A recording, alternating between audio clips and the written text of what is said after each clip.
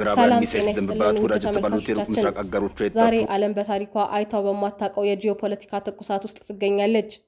ሀያላን ሀገራት እንዴት እንዲህ ሊሆን ቻለ ብለው እራሳቸውን እስከ መጠየቅ ደርሰዋል። ዛሬ በቪዲዮአችን 3 ትልልቅና ዓለምን ያናወጡ ዜናዎችን ይዘንላችሁ ቀርበናል። አሜሪካና እስራኤልን በድንጋጤ ያራደው የኒውዮርክ ታይምስ ዘገባ፣ የዓለምን ኢኮኖሚ ደም ስር የያዘው የሆርሙዝ ስትሬትና አዲሱ የኢራን ማስጠንቀቂያ እንዲሁም ቱሪዝምን ወደ ፖለቲካ መሳሪያነት የቀየረችው የማልዲቭስ ታሪካዊ ውሳኔ ናቸው። እነዚህ ክስተቶች ተያያዥነት አላቸው። ይህ ለምን ሆነ? የቴክኖሎጂ የበላይነት አለን የሚሉት የአሜሪካውያን በኢራን ድሮኖችና ሚሳኤሎች ፊት የቆሙት ለምንድን ነው? ዝርዝሩን አብረን እንይ። የዓለምን ዜና በበላይነት የሚመራው ኒውዮርክ ታይምስ ሰሞኑን አንድ አስደንጋጭ መረጃ ይፋ አድርጓል። የአሜሪካ የደህንነት ባለስልጣናት በኢራን ወታደራዊ አቅም ክፉኛ መገረማቸውንና መሸነፋቸውን አምነዋል። ለምን መሰላችሁ? ባለስልጣናቱ የኢራንን አቅም እንደ ቬንዙዌላ አቅልለው አይተውት ነበር። ኢራን ጥቃት አትሰነዝርም፣ ቢበዛም ትንሽ ትጮኻለች ብለው አምነው ነበር። ነገር ግን በመቶዎች የሚቆጠሩ ሚሳኤሎችና ድሮኖች የአየር መከላከያቸውን ሲሰባብሩ እውነታው ገባቸው። ይህ የሚያሳየው አንድ ነገር ነው።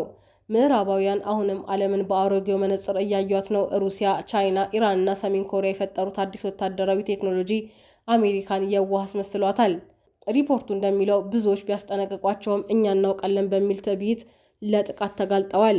ኢራን ከአሜሪካ ጋር ፊት ለፊት በሚደረግ የባህር ወይም የአየር ላይ ጦርነት መመጣጠን እንደማትችል ታውቃለች። ስለዚህም ሚዛናዊ ያልሆነ የጦርነት ስልትን መርጣለች። ኒውዮርክ ታይምስ እንደዘገበው የኢራን ድሮኖች በጣም ርካሽ ግን ደግሞ እጅግ ውጤታማ በመሆናቸው የአሜሪካን ውድ የጸረ ሚሳኤል መከላከያዎችን እያታለሉና እያዳከሙ ይገኛሉ። የአሜሪካ የደህንነት ባለስልጣናትን ያስገረመው የኢራን ሚሳኤሎች ትክክለኝነት ነው። ከዚህ ቀደም የኢራን ሚሳኤሎች ኢላማቸውን አይመቱም ተብሎ ይታሰብ ነበር።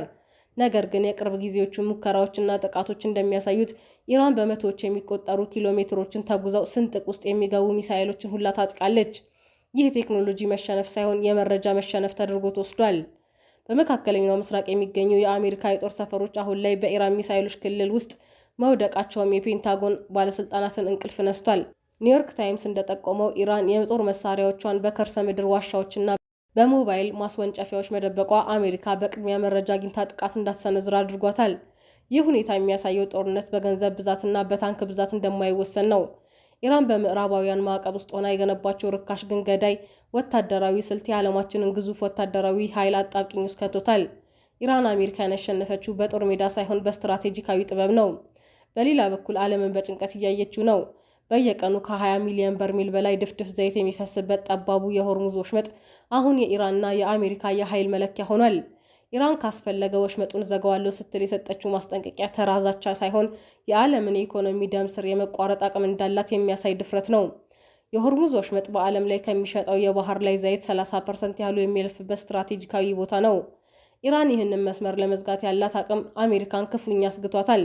ምክንያቱም ወሽመጡ ቢዘጋ የዓለም የነዳጅ ዋጋ በአንድ ጀንበር ሰማይ ይነካል። የአውሮፓና የእስያ ኢንዱስትሪዎች ይቆማሉ። የዓለም የንግድ ልውውጥ በከፍተኛ ሁኔታ ይቃወሳል። የኢራን ወታደራዊ ባለስልጣናት የሰጡት አዲሱ ማስጠንቀቂያ ግልጽ መልእክት አለው።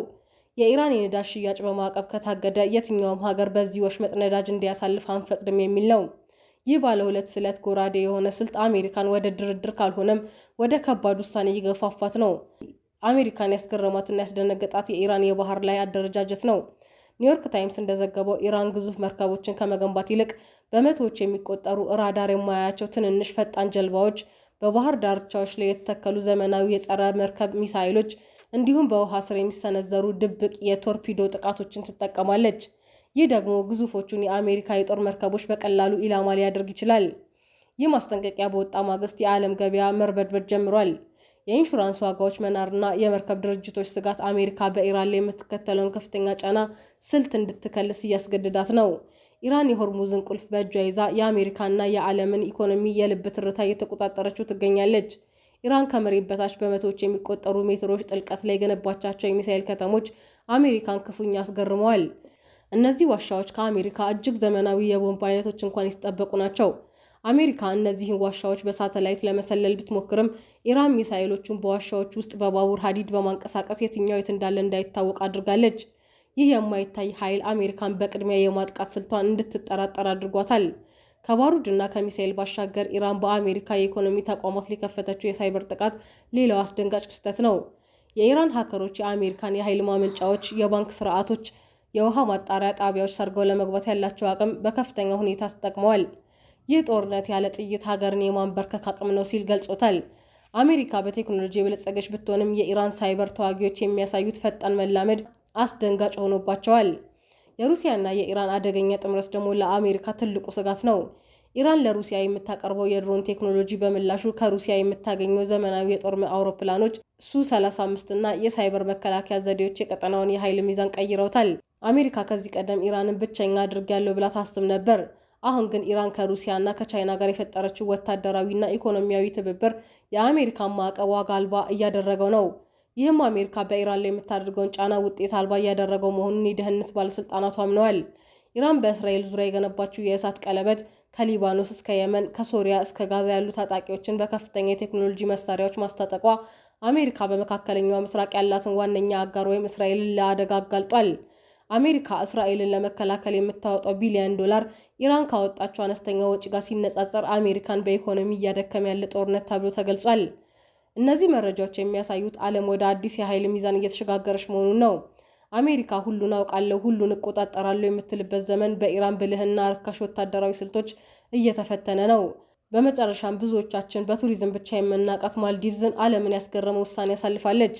የእስራኤል ፓስፖርት የያዘ ማንኛውም ሰው ወደ ሀገሪቱ እንዳይገባ አግዳለች።